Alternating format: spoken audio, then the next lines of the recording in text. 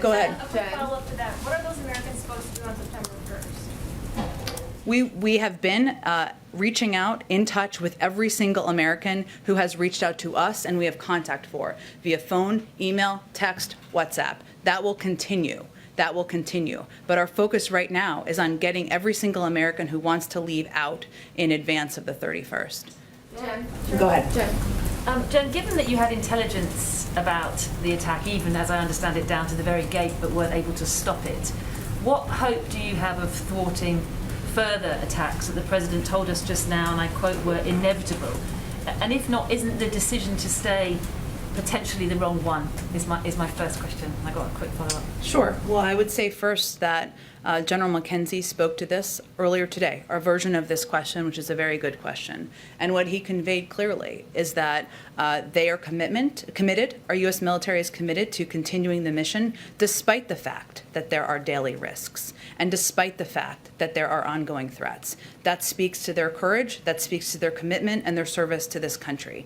Obviously, anything they need, anything that the national security team needs, our military commanders on the ground need to thwart, to prevent these attacks, to go after terrorists, they will be granted. But I'm not going to get into more details than that.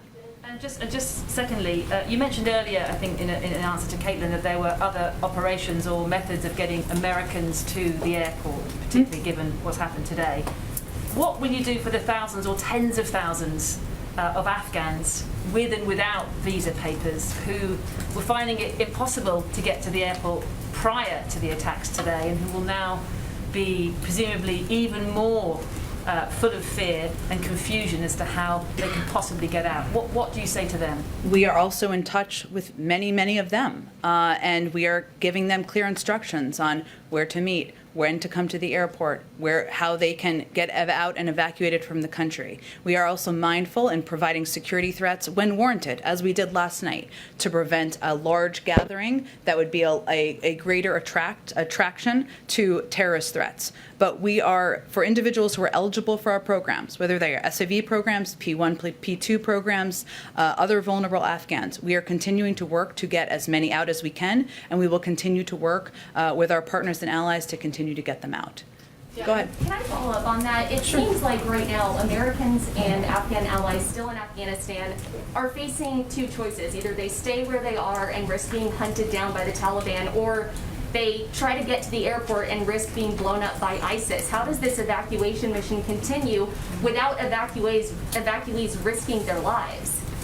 We are in direct contact with every American citizen we have contact information for. Email, phone, text, WhatsApp, and we are working with each of them and their families on an individual basis on how to get them evacuated to the airport and evacuated. That's the process. I'm not going to get into more details about how that works because it's not in their interests. It's not in the security interests of our troops or the individuals we're trying to work to get evacuated. Go ahead all the way in the back, pink shirt, yeah. Has Joe Biden spoken with any foreign leader after the attacks in Kabul? Today, I will have to check on that for you. That's a great question. I'm not sure he has today, but I will check on that for you. And as you all know, he's going to be meeting with the Prime Minister of Israel tomorrow. Okay, thank you, everyone.